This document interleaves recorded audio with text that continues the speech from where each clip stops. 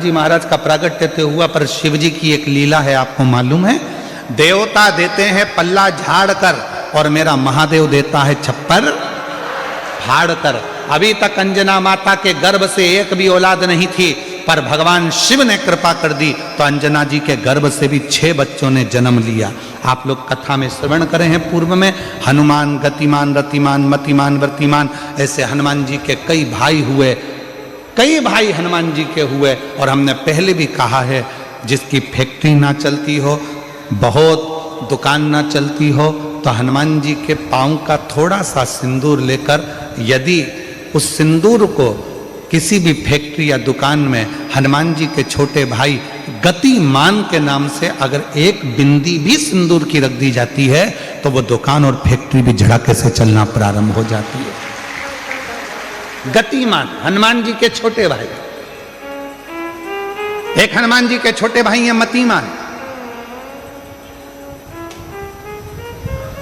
जब व्यक्ति डिप्रेशन में जाता है, एकाग्र चित्त नहीं रह पाता है, पढ़ने बैठता है पर एकदम मन नहीं लग पाता है, तो मतिमान का स्मरण किया जाता है, हनुमान जी के तीसरे नंबर के भाई का, मतिमान। और कहते हैं एक दुर्वा यदि मतिमान के नाम से शंकर भगवान की शिवलिंग पर चढ़ा दी जाए और उसी दुर्वा को वापिस लेकर आया जाए, अंधेरा होने से पहले, सूर्य अस्त होने के पहले, शाम के प्रदोष के पहले, यदि उस दुर्वा को उस व्यक्ति को चबा चबा कर खिला दो, तो डिप्रेस हो रहा है, डिप्रेशन में है, चिंता में है, टेंशन में है, और उसका विवेक काम नहीं कर रहा, बुद्धि स्थिर नहीं हो पा रही है, या पढ़ने में मन नहीं लग पा रहा है, तो उसको आप एक दुर्वा मतिमान, हनुमान जी के तीसरे नंबर के भाई मतिमान के नाम से अगर खिला देते हैं, तो उसकी बुद्धि केंद्रित होना प्रारंभ हो जाती है और वो डिप्रेस से हटना प्रारंभ हो जाता है, मन स्थिर होने लगता है। मतिमान।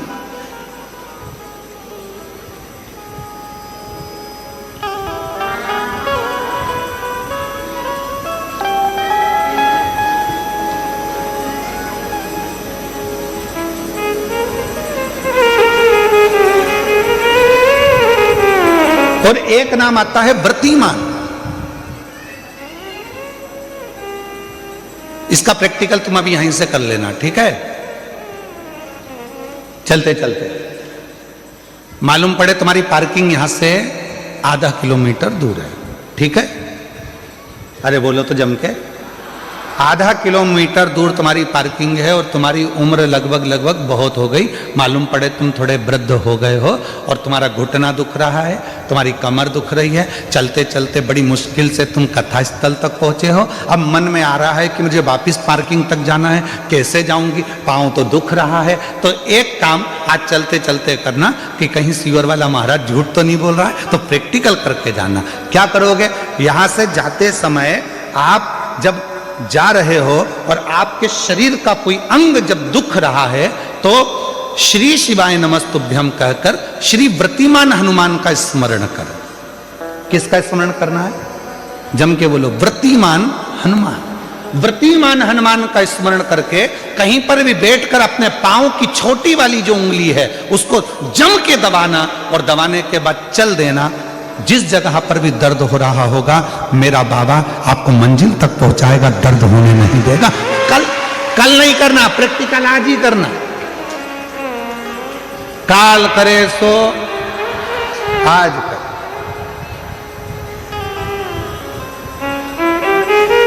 वृत्तिमान आज करेंगे गुरुजी, 3 महीने में फर्क दिखेगा। तुम तो आज की आज का बताओ ना कि आज की आज में फल कैसे मिले। तो बिल्कुल तैयारी में बैठो।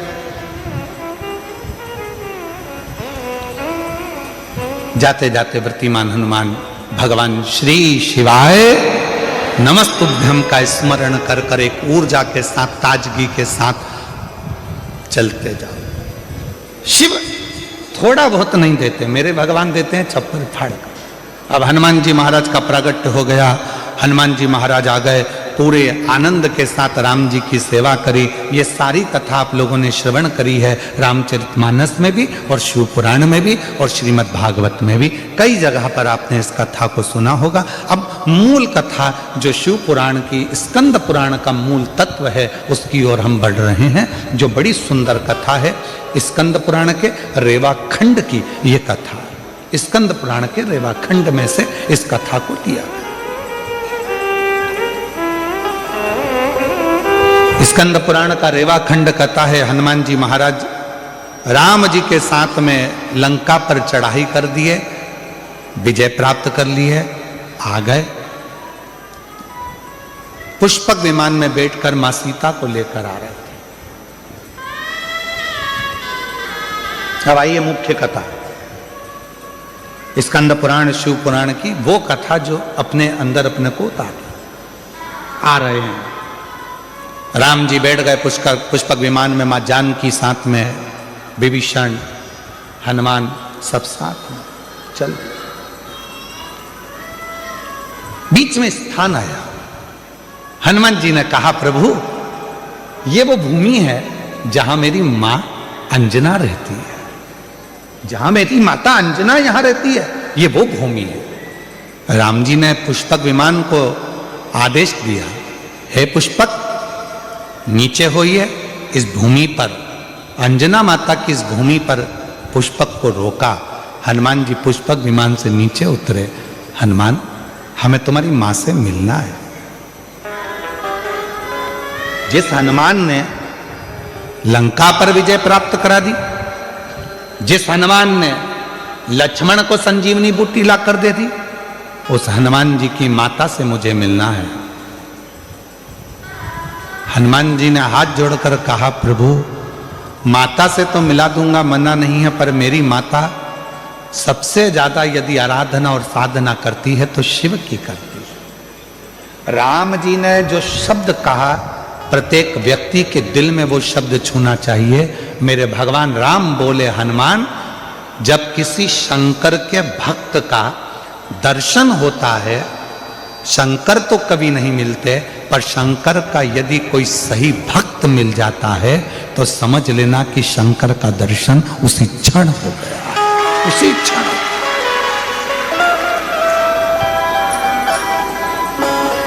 उसी क्षण शिव का दर्शन उसी पल हो गया, शंकर भगवान का दर्शन उसी पल हो गया। यदि कोई शंकर भगवान के भक्त का दर्शन कर लेता है, शिव भक्त का दर्शन कर लेता है, तो समझ लो कि शंकर भगवान का भक्त का दर्शन शिव का दर्शन। आप कौन है? क्यों लोग कहते हैं कि शिव महापुराण के कथा के पंडाल में जाकर बैठो और आपकी मनोकामना पूर्ण हो जाती है, कथा के पंडाल में जाकर बैठो शिव पुराण के और आपका मनवांचित फल प्राप्त हो जाता है। आखिर शिव महापुराण के कथा के पंडाल में ऐसा होता क्या है? उसका एक कारण है, इतने सारे शिव भक्त जिनको किसी ने गाड़ी नहीं भेजी, जिनको किसी ने टिकट का पैसा नहीं दिया, जिनको किसी ने बहुत सारे अच्छी जगह नहीं दी गई कि तुम यहाँ आराम से बैठना, यहाँ आराम से खाना, आराम से रहना, ऐसा नहीं। शंकर का भक्त अपने झोले में 2 पानी की बोतल, एक बिछाने की दरी, एक ओढ़ने का कंबल और अपना खाने का सामान साथ लेकर आता है, छाता साथ में लाता है और जहां मौका मिल जाए वहां बैठकर कथा सुनता है। अर्थात बिना लोभ, बिना लालच, बिना किसी व्यापार या व्यवसाय के वो शिव को समर्पित होकर आया है, शंकर का होकर आया है। इसलिए ऐसे भक्त का जब दर्शन होता है तो हमारी मनोकामना अपने आप पूरी होना प्रारंभ हो जाती है, पूरी हो।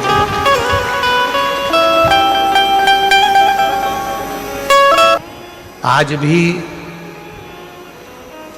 बड़ के पेड़ के नीचे जो शिव जी का, शंकर का शिवलिंग होता है, वहां जल चढ़ाने का बड़ा महत्व होता है, बड़ा महत्व।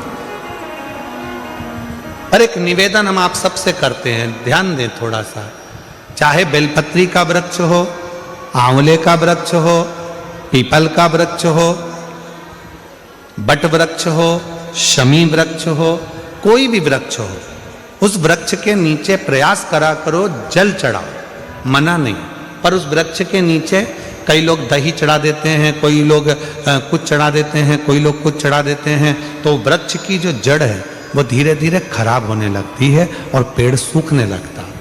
तो मेरा निवेदन इस व्यासपीठ से हम सब से कहें, आप लोगों से निवेदन है, एक तो आप और हम सब मिलकर तो बहुत सारे पेड़ तो लगा नहीं पा रहे हैं।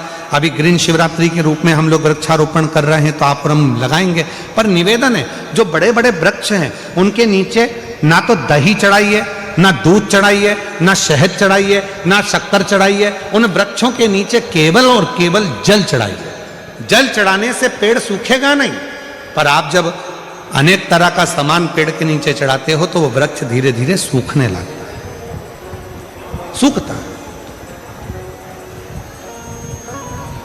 इसलिए उस वृक्ष की रक्षा करना अपना कर्तव्य।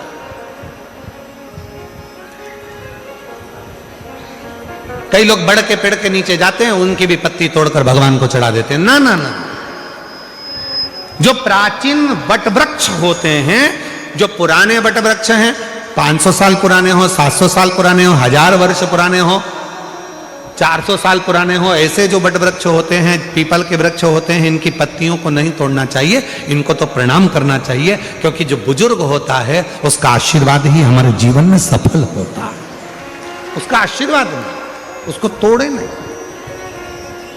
हमारे कुबेरेश्वर धाम पर, बाबा के धाम पर लगभग 500 साल पुराना बाबा कुबेर भंडारी के यहाँ पर वट वृक्ष है। हम निवेदन करेंगे, आप लोग अगर वहां दर्शन करने जाते हैं तो निवेदन है, उनकी कोई पत्ती, कोई डाली, कुछ तोड़ना नहीं चाहिए।